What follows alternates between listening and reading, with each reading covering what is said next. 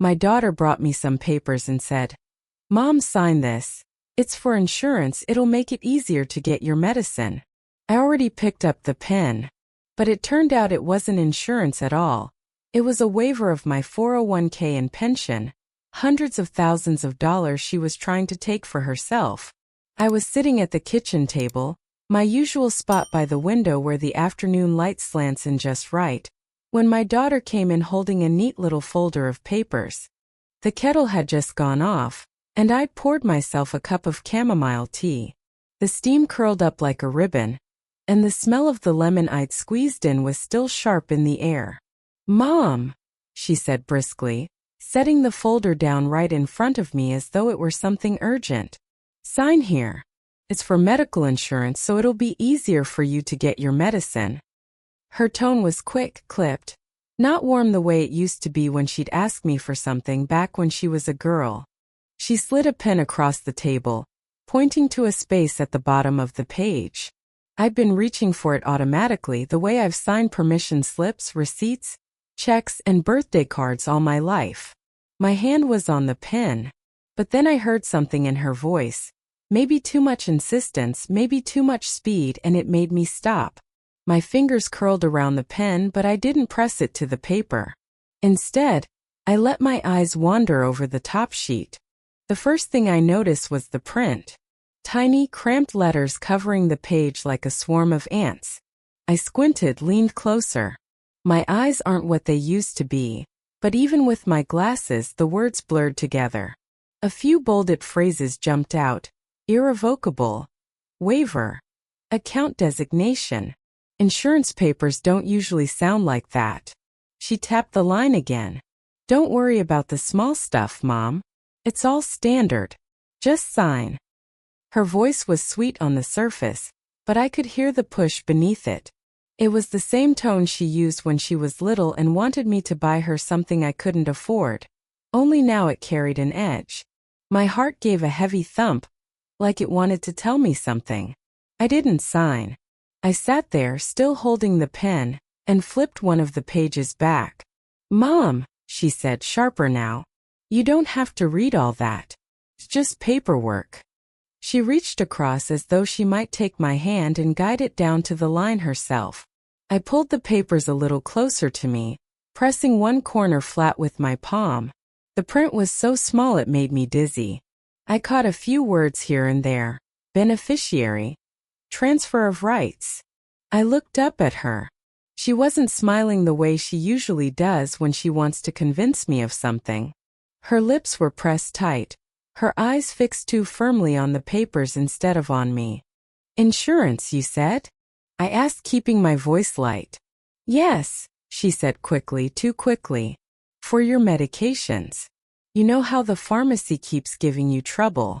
This will make it easier. You won't have to fight with them anymore." The teacup between us had gone cold. I picked it up anyway, just for something to do with my hands. My mouth was dry though, and I didn't take a sip. "I see," I murmured, though I didn't see at all. Her foot was tapping under the table. I noticed it because the chair legs gave a faint little scrape on the linoleum each time. Tap scrape. Tap scrape. She was impatient. I thought of all the time she'd sat at this very table as a girl. Hair in pigtails, shoes scuffed from playing outside, telling me about her day at school. I never would have imagined sitting here years later, with her sliding legal papers across to me like a salesman. "Mom," she said again, her voice softer now but tight around the edges. "You can trust me. Just sign." I looked at the neat little signature line. My name already printed there in bold letters, waiting for me. I pressed the tip of the pen against the paper, but I didn't move it.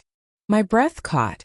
Something, I can't explain what exactly, made me freeze.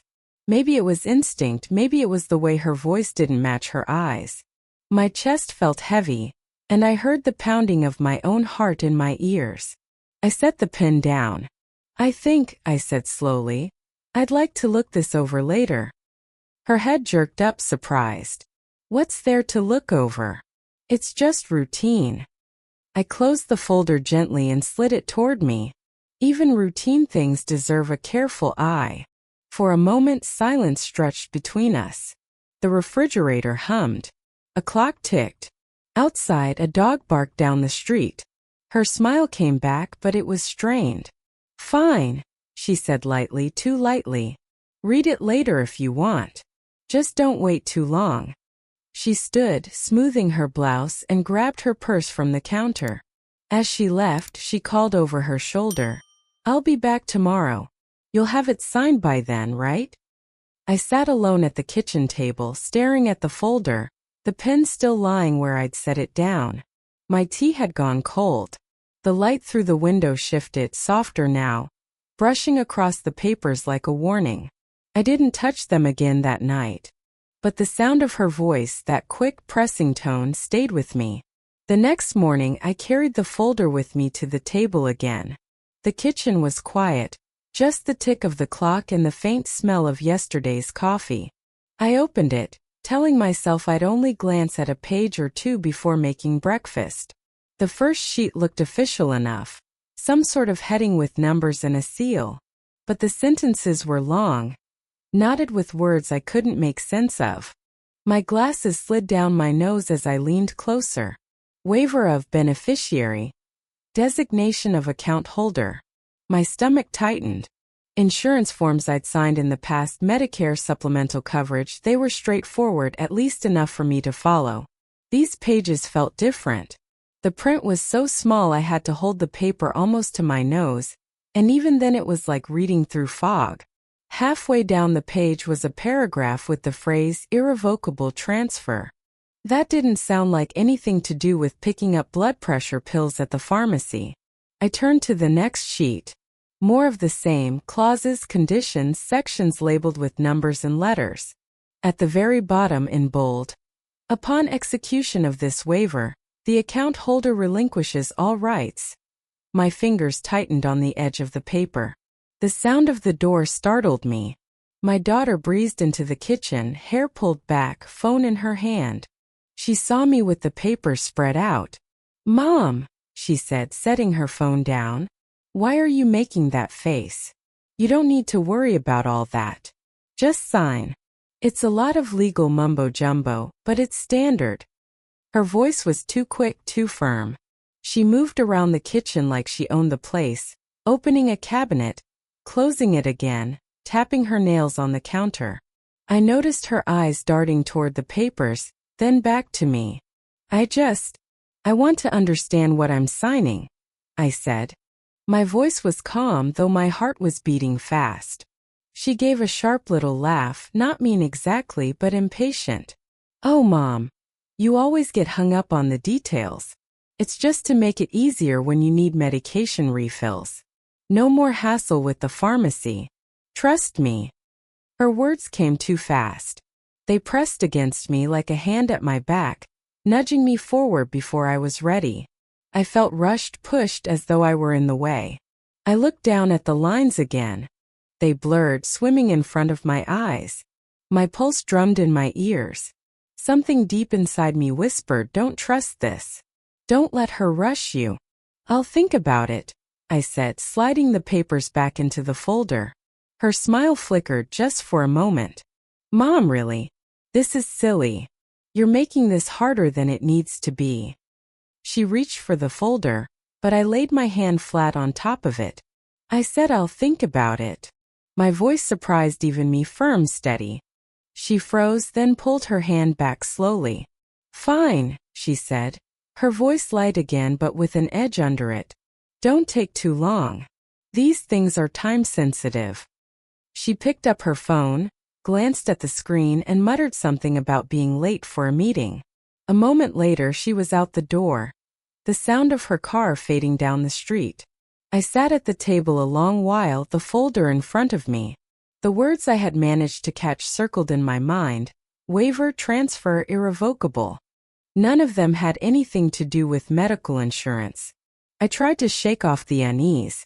Maybe I was being suspicious for no reason. But when I picked up the papers again, I noticed something I hadn't seen before.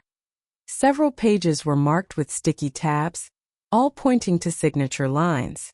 Each one had my name printed neatly underneath, waiting. It was too much. Too organized. Too prepared. My hands trembled slightly as I closed the folder. I set it on the counter, far away from the table, and tried to go about my morning, scrambling eggs, buttering toast, feeding the cat. But the papers sat there, a silent weight. By the time I sat down again, I knew I couldn't ignore the pounding in my chest. It wasn't just nerves. It was warning me. I reached for the phone. There was someone I could call, an old friend of mine, a retired bank lawyer. She'd know how to read this kind of thing. As I dialed, my hands steadied. "Hello, dear," I said when she answered. "Could you do me a favor? I've got some papers here and I'd like you to take a look." By late afternoon, my friend Helen was knocking on the back door. I'd known her since we both worked at the bank in our younger years, though she went on to law school after that. She still carried herself like she was walking into a courtroom, straight-backed, purposeful, with her reading glasses hanging from a silver chain around her neck. "Got your message," she said, stepping inside with the air of someone who didn't need an invitation. "Let me see those papers." I handed her the folder, my fingers reluctant to let go even as I passed it over. She set her purse on the counter, pulled out her glasses, and began flipping through the pages one by one. The kitchen grew quiet. The only sound was the rustle of papers and the faint hum of the refrigerator. Helen's face was calm at first, then her brow began to furrow. She leaned closer, lips moving as she read line after line. I busied myself at the stove, pretending to make tea, though my eyes kept darting back to her. She wasn't saying anything, and the silence pressed down harder with every passing second. Finally, she stopped, holding a page up to the light as though the words themselves might shift under her scrutiny. She took off her glasses slowly, folding them with care. When she looked at me, her expression had changed completely. "This isn't insurance," she said, her voice low, almost a whisper. My stomach dropped. "What do you mean?" Helen laid the papers flat on the table and tapped the heading at the top. "This is a waiver. Specifically, it's a waiver of your rights to your 401k and your pension account." I blinked at her, the words taking a moment to sink in. My retirement? Yes. She flipped to another page, sliding it toward me with her finger on the line. "Right here, this clause states that by signing, you give up your claim to the funds. All of them. They'd be transferred into a new account under a different name." The room seemed to tilt. I gripped the back of a chair to steady myself. "Transferred? To who?" Helen's lips pressed into a thin line. "I don't see the name filled in here, but the beneficiary section is blank. Ready for someone else to claim. Once signed, it could be anyone your daughter designates." I sat down slowly, my knees weak. "You're telling me, if I had signed that line, you'd have given away everything," Helen finished for me. "Your savings, your pension. Hundreds of thousands of dollars gone. No recourse." Her words echoed in my ears. Everything I saved my whole life. I pressed my hands flat on the table, trying to catch my breath. But she said it was insurance. She said it was for my medications. Helen's eyes softened, but her voice stayed firm. "She lied, dear. This has nothing to do with insurance. This is financial exploitation, plain and simple. She was pushing you to sign away your future." For a long moment I couldn't speak.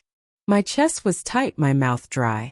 I stared at the papers spread across the table, the signature lines waiting for me, my name printed neatly as if it had already been decided. "She tried to trick me," I whispered finally. "My own daughter." Helen reached across the table and laid her hand over mine. "You did the right thing by hesitating. Most people don't. That instinct of yours, it saved you." I shook my head, still unable to reconcile the thought. I had trusted her. I had raised her. And here she was, sliding papers across the table like a stranger. Helen gathered the papers back into the folder and closed it firmly. "You can't let her near these again." Keep them locked up. And whatever you do, don't sign anything she puts in front of you without me looking at it first." The kettle began to whistle, shrill and sudden, making me jump. I turned off the stove, but neither of us touched the tea. I sat there, staring at the folder as though it might burst into flames, while Helen kept her steady gaze on me. "Listen to me," she said, her voice carrying the weight of her years in courtrooms. "You've got to be careful now. If she's already gone this far, she might not stop. She knows what's in those accounts. She knows the value. And she's willing to take it." The truth settled like a stone in my stomach. My daughter, my child, had set out to strip me of everything. I leaned back in my chair, my eyes stinging. What am I supposed to do? Helen patted my hand once more, then stood. "First, you protect yourself. Tomorrow we'll talk about securing your accounts, maybe notifying the bank. But tonight, just promise me you won't be alone with her if she brings more papers."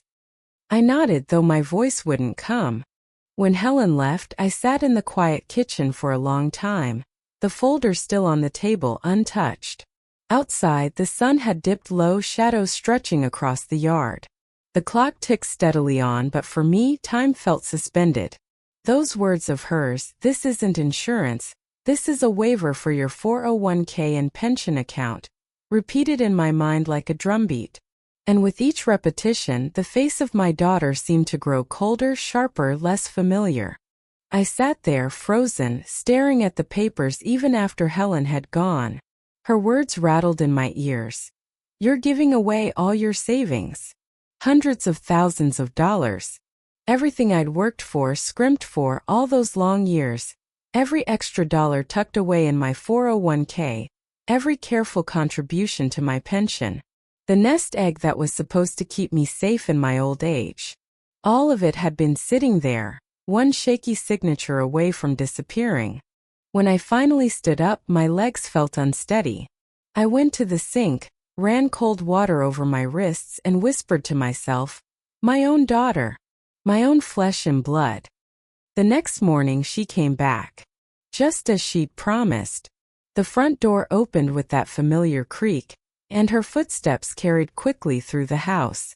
She walked into the kitchen, her purse slung over one shoulder, and there was a brightness in her face that didn't look natural.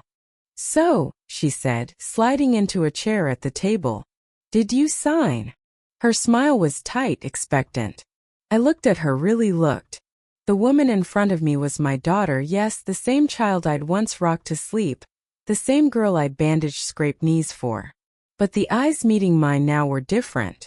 They had a sharpness I hadn't seen before. I cleared my throat, forcing my voice steady. "No, I didn't."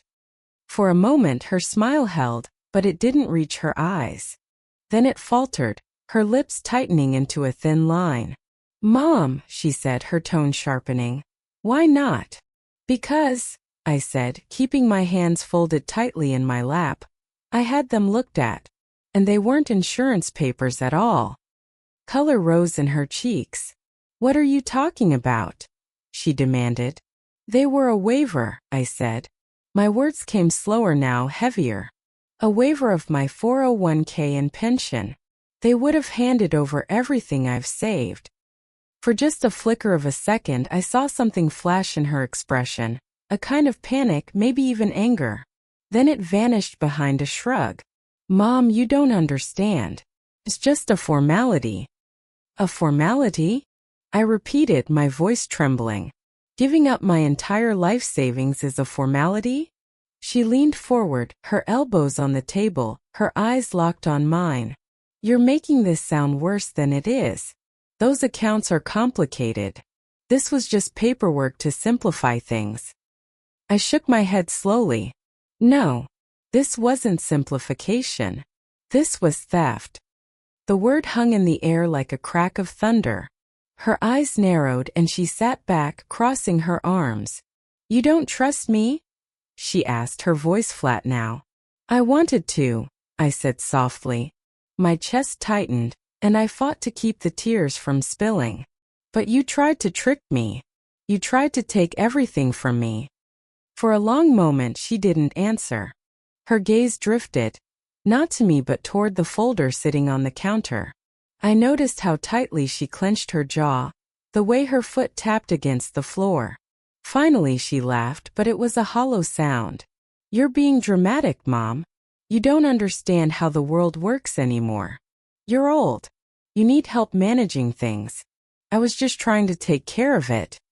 But there was nothing warm in her tone, nothing protective.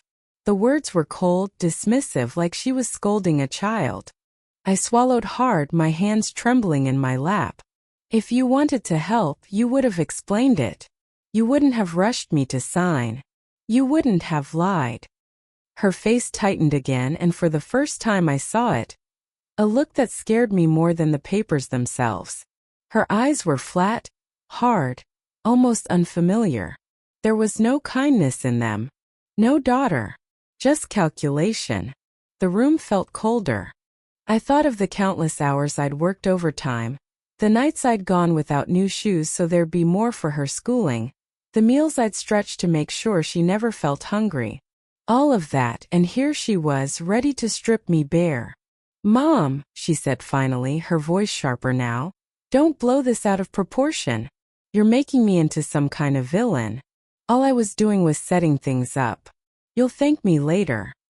I sat up straighter, the tremor in my hands giving way to something firmer. "No," I said. "I won't. Not for this." Her mouth opened, then shut again. Her jaw worked as though she wanted to argue, but instead she grabbed her purse, muttering under her breath. She stood so quickly the chair legs scraped across the floor. At the door she turned back once more. Her face was unreadable, but her eyes, they carried a coldness that cut me deeper than anything else. "You'll regret this," she said quietly. Then she was gone. The silence that followed was heavy, thick, pressing against my chest. I sat there at the table, staring at the papers still on the counter, my heart pounding. Regret? No. The only regret I felt was that I had seen her true face too late. That night I didn't sleep. I tried. I pulled the quilt up to my chin, listened to the ticking clock, even counted backwards the way my mother used to tell me when I was a girl. But every time I closed my eyes, I saw her face across the table, those cold eyes and that hollow laugh. "You'll regret this." The words rattled around in my chest until I had to sit up. The house was dark, but I didn't turn on the lights. I shuffled into the kitchen and stood staring at the folder still sitting on the counter. I felt like it was staring back at me, daring me to open it again. Instead, I reached for the computer. My hands trembled as I pushed the power button. The glow of the screen lit the room in a pale blue light. I logged into my bank account first. My breath caught when the page loaded. There. Pending transactions I hadn't authorized. Not small ones either. 2 separate withdrawal requests, each for thousands of dollars, scheduled for processing. My pulse thundered in my ears. I clicked through to the retirement portal. My 401k, my pension, the balances were still there. But the alerts told another story. Recent activity detected. Withdrawal request pending approval. The dates matched exactly to the day my daughter had shoved those papers across the table. I gripped the edge of the desk, my hands clammy. It was real. She hadn't just tried to trick me into signing. She'd already moved. Already put things in motion. For a moment I couldn't breathe. The house seemed to shrink around me. My eyes blurred with tears, and I pressed my palms hard against them. No, not my daughter. But there it was, plain as day. My own child had filed requests to take the money I'd worked a lifetime to save. I sat back down and clicked through every page of those accounts, my fingers cold on the keyboard. Each screen seemed to twist the knife deeper. Pending transfers, verification requests, updated contact information I hadn't authorized. She'd even tried to change the mailing address. I whispered to myself, she was going to take it all. Every cent, leave me with nothing. The memory of her words came back. "Don't worry about the small stuff, Mom. Just sign." And then her smile fading when I refused. She had already been planning to drain me dry. I thought back to the years I'd packed her school lunches with whatever scraps I could pull together, the late shifts at the diner when I dragged myself home past midnight, aching but proud because each paycheck added to that account. I'd imagined it would keep me safe in my old age, maybe even leave a little for her and the grandchildren one day. Now I understood, she hadn't wanted to wait. I wiped my face with the hem of my sleeve and forced myself to keep clicking. I had to see it all, even if it broke me. Several forms showed signatures on file. Not mine. The signatures were clumsy imitations, shaky in places, but close enough that a clerk might approve them without looking too hard. My breath came in short gasps. She had already tried to forge my name. I leaned back in my chair, staring at the glow of the screen, my hands limp in my lap. I wanted to believe there was some other explanation. Maybe a mistake. Maybe someone else had tampered. But no, I could still hear her voice from the kitchen, the sharpness in her tone when I refused. This was her. The realization hit with a force that left me trembling. My daughter, my only child, had planned to leave me penniless.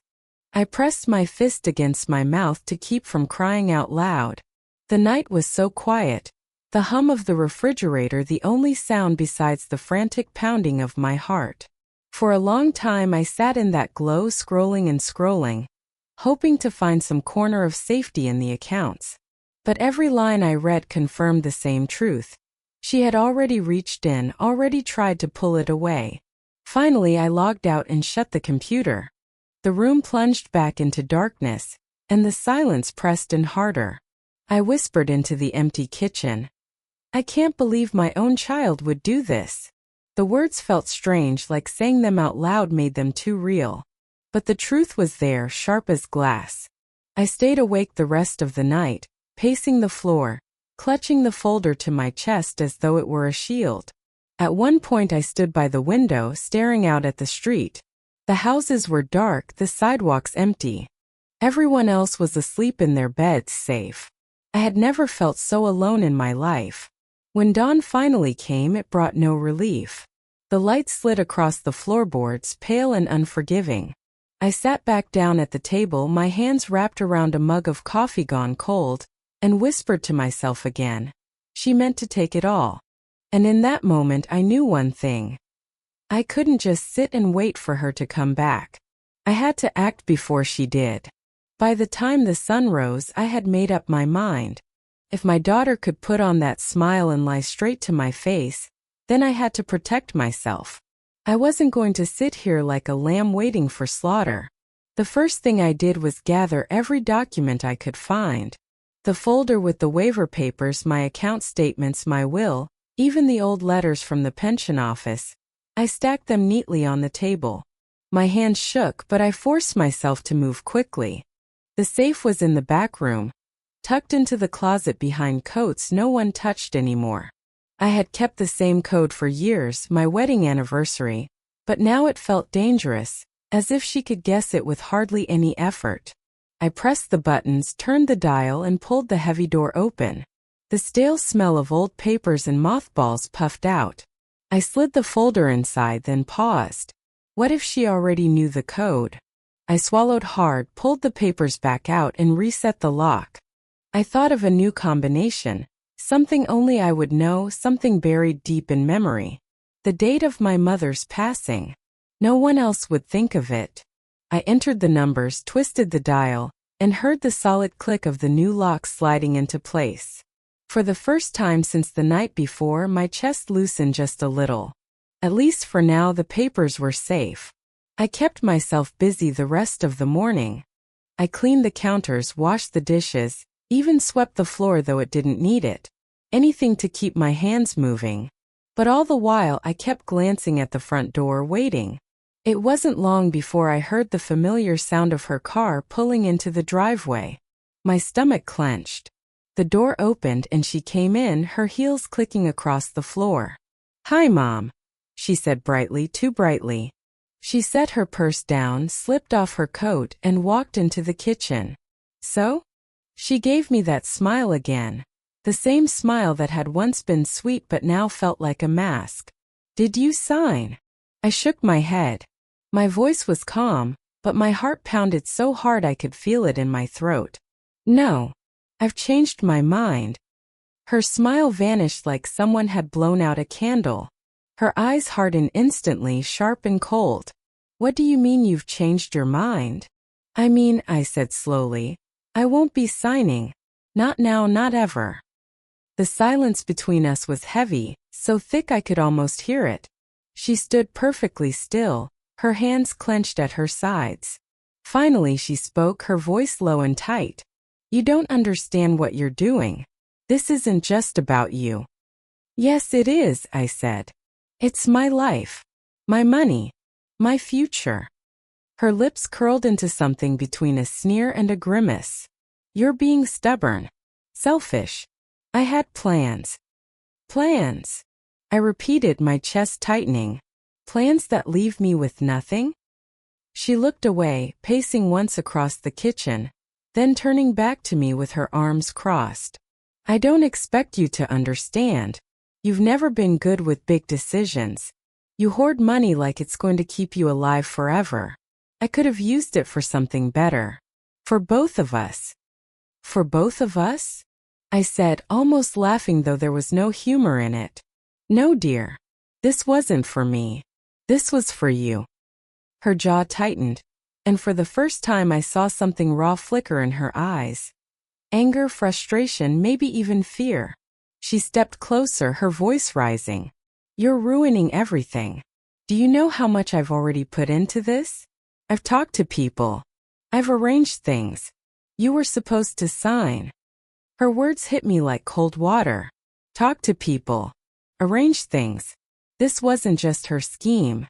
There were others. My stomach turned. I won't do it, I said firmly. I forced my voice to steady, though my hands trembled in my lap. Not today, not ever. For a long moment we just stared at each other. Her chest rose and fell sharply, her hands curling into fists at her sides. Then, just as quickly as it came, her anger shifted. She smoothed her hair back, picked up her purse and forced a smile. Fine, she said, her voice brittle. Think it over. But don't take too long. These opportunities don't wait forever. She turned and walked out, her heels striking the floor like hammer blows. The door slammed behind her, rattling the frame. I sat there at the kitchen table, my hands gripping the edge until my knuckles ached. My heart was still hammering, but beneath the fear was something else. Resolve. She thought she could frighten me into signing. She thought she could rush me into giving it all away. But now I knew the truth, and I wouldn't let her near those accounts again. I rose, walked to the safe, and pressed my palm against the cold steel. You'll stay right here, I whispered. And so will I. The house was quiet again, but not the same kind of quiet as the night before. This time it was a shield. I had drawn my line, and for the first time in days I felt steady.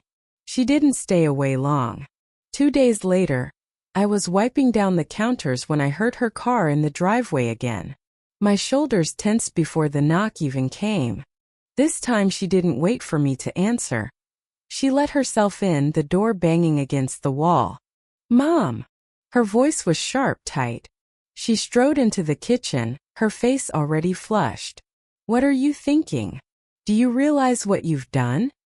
I set the rag down, keeping my voice even. I told you I'm not signing.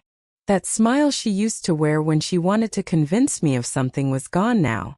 Her eyes were wild, her hands balled into fists. You don't understand, she snapped. You've ruined my plans. Plans? I asked carefully. What plans? She let out a harsh laugh, running her hand through her hair. You think this was just about you and your silly accounts? I had everything lined up. Do you know how many people I've talked to? Do you know what I've promised? The room seemed to tilt. My stomach twisted. Promised? Yes, she spat. I already told them the money was coming. I told them you'd signed. I've been working on this for months, arranging everything. And now you... She broke off, her voice cracking with fury. Now you've thrown it all away. I stood very still, watching her unravel. This wasn't just a daughter disappointed at being told no. This was someone cornered, desperate, entangled in something I didn't yet understand. You mean, I said slowly, you told people you were getting my savings? That it was yours to give? She didn't answer, but the look in her eyes said enough. I sank into a chair, gripping the edge of the table. Who are these people? That's none of your business, she shot back. All you had to do was sign. Just once. But no, you had to dig, you had to pry, you had to ruin it all. Her words spilled out fast, bitter, almost frantic. It was the first time I'd ever seen her lose control so completely. Sweetheart, I tried, my voice trembling. Do you even hear yourself? You were ready to leave me with nothing. Nothing. I would have been ruined. She slammed her hand against the table so hard the cups rattled. You think you need all that money? You're old, Mom. You sit here in this house hoarding every dime, while I'm out there trying to make something of myself. Don't you get it? I deserved it more than you. The words hit me like a slap. My throat went dry. I whispered, I raised you. I gave you everything I could. And now you would strip me bare? Her face twisted, half sneer, half fury. I told them it was settled, she muttered, almost to herself. I told them I had access. They're going to kill me when they find out. That chill ran down my spine. This wasn't just her scheme. She wasn't working alone. I leaned forward, my voice sharp now. What have you done? Who did you make promises to? She turned away, pacing like a trapped animal. Don't worry about it. I'll fix it. I always fix it. No, I said firmly, rising to my feet. Not this time. You crossed a line. You tried to take what isn't yours. And now you're dragging strangers into it? She spun around, her face pale but her eyes blazing. You don't understand how the world works anymore. If you won't help me, then stay out of it. And with that, she grabbed her purse and stormed toward the door. I stood frozen in the kitchen, the sound of the door slamming echoing through the house. My hands shook so badly I had to brace myself against the counter. Her words rang in my ears. I already told them the money was coming. I told them you'd signed. This wasn't just greed. It was a web and she was tangled in it. And now, by refusing, I had stepped into that web too. For the first time, I felt something colder than betrayal, fear. The morning after her outburst, I didn't waste any time. I barely touched my coffee. The fear from her words, I told them the money was coming, had kept me restless all night. Whoever those people were, I knew I couldn't sit still. By 8 o'clock, I was at the bank. The branch smelled of polished wood and printer ink, the way it always had. I walked straight to the counter and asked to see the branch manager. My voice shook a little, but I kept it steady enough to be heard. He came out, a polite man in a gray suit, and led me into his glass-walled office. I sat down, clutching my purse like it was the only anchor I had. I need to freeze my accounts, I said. All of them. Retirement, pension, savings. Everything. He frowned slightly. May I ask why? I hesitated. How could I explain that my own daughter had tried to rob me? Finally, I just whispered, There's been unauthorized activity. He nodded, tapping on his keyboard. The screen glowed against his glasses as he pulled up my accounts. Within seconds, his brow furrowed. You're right to come in, he said quietly. There are multiple pending withdrawal requests. My chest tightened. I didn't authorize them. He clicked again, scrolling. They're large sums. Tens of thousands. And, his voice dropped lower. I see signatures on file. It looks like someone submitted forms in your name. My throat went dry. That wasn't me. He looked up at me, eyes serious. Ma'am, you made it just in time. A few more days and your accounts would have been cleared out. The room spun. I gripped the arms of the chair, trying to steady myself. A few more days. That close to losing everything. Can you stop it? I asked, my voice trembling. Yes, he said firmly. We'll freeze the accounts immediately. Nothing will move without your presence here in person. But, he hesitated. You may want to consider filing a fraud report. Someone forged your signature. That's a criminal offense. The word criminal cut through me like a knife. I pictured my daughter's face, her voice snapping, "You'll regret this." And I knew he was right. I'll do whatever I have to, I said, though my heart ached as the words left my mouth. He nodded, typed a few more commands, and then printed a stack of papers. Here, he said, sliding them across. This confirms the freeze. You'll need to set new verification protocols as well. No one but you can make changes. I signed each page slowly, my hand unsteady but firm enough. With every stroke of the pen, I felt as though I was building a wall between me and her. When it was done, he leaned back. You were very lucky, Mrs. Wilson. If you'd waited even a week, your retirement would be gone. Lucky. That word sat heavy on me. I hadn't felt lucky in a long time. But maybe that hesitation at the kitchen table, that small voice inside me that told me to wait, maybe that was the only reason I still had anything at all. I thanked him, gathered the papers into my purse, and walked out of the bank on shaky legs. The autumn air hit me sharp in the face. I stood on the sidewalk a moment, breathing it in. She had forged my name. She had tried to drain me dry. And I had stopped it with barely a moment to spare. As I walked back to my car, I felt the weight of it pressing down. My daughter hadn't just been reckless, she had been deliberate. And if she had promised that money to people, then they'd know soon enough that it wasn't coming, which meant they'd be looking at me next.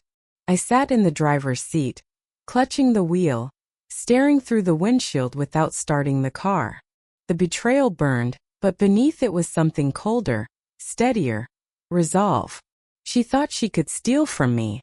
She thought she could leave me penniless, helpless. But I wasn't helpless. Not yet. I turned the key in the ignition. If she wanted a battle over my life's work, she was going to get one.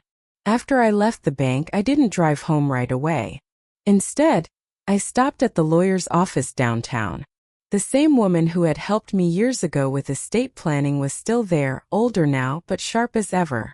Her office smelled faintly of lemon polish and old books, the kind of place where serious decisions are made. I sat across from her and laid out the situation as best I could.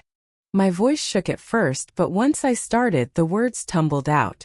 The folder, the forged signatures, the bank officer's warning. My daughter's cold eyes across the kitchen table. She listened quietly, her hands folded, her eyes never leaving mine. When I finished, she leaned back in her chair and said firmly, "Then you already know what you must do."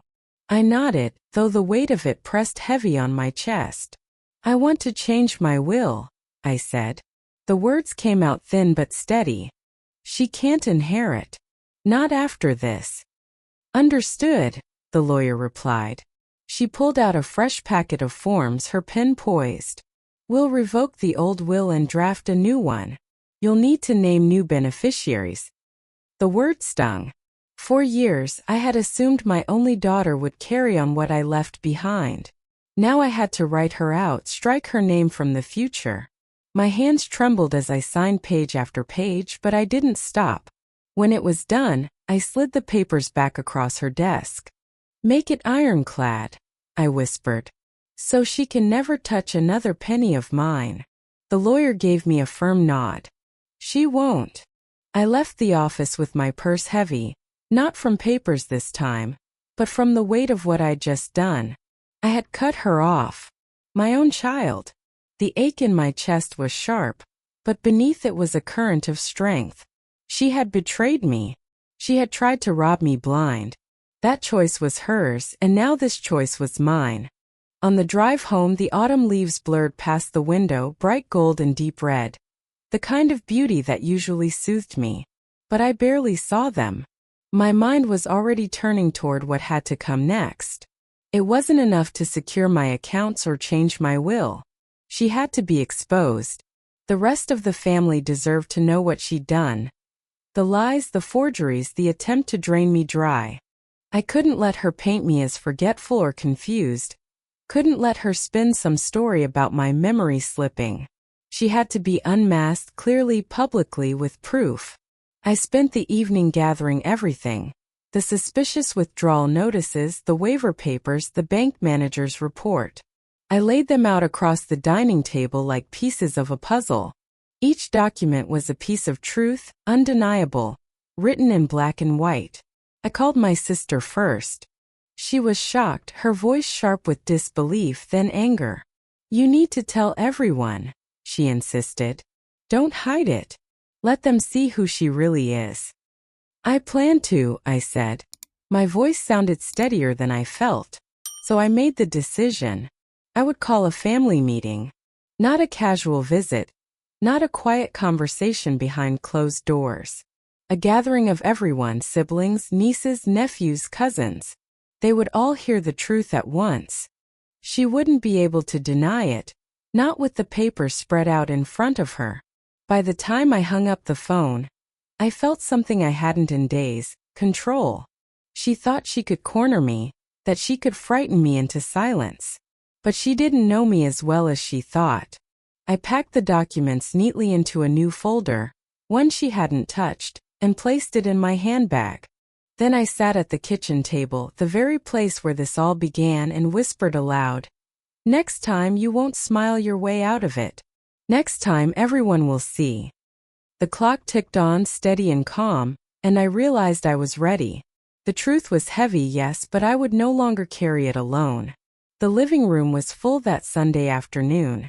My sister sat stiffly on the couch, arms crossed, while my nephews leaned against the doorway. A few cousins had come, too, their faces a mixture of curiosity and unease. The air buzzed with whispers until the door opened again and my daughter walked in. She stopped short, seeing everyone gathered. "What's all this?" she asked, her voice forced into a brightness that didn't match her eyes. I stood, my folder clutched tight in my hands. "Sit down," I said. My voice was steady, calm, but it carried. The room went silent. She hesitated, then dropped her purse on the chair and sat, her smile already faltering.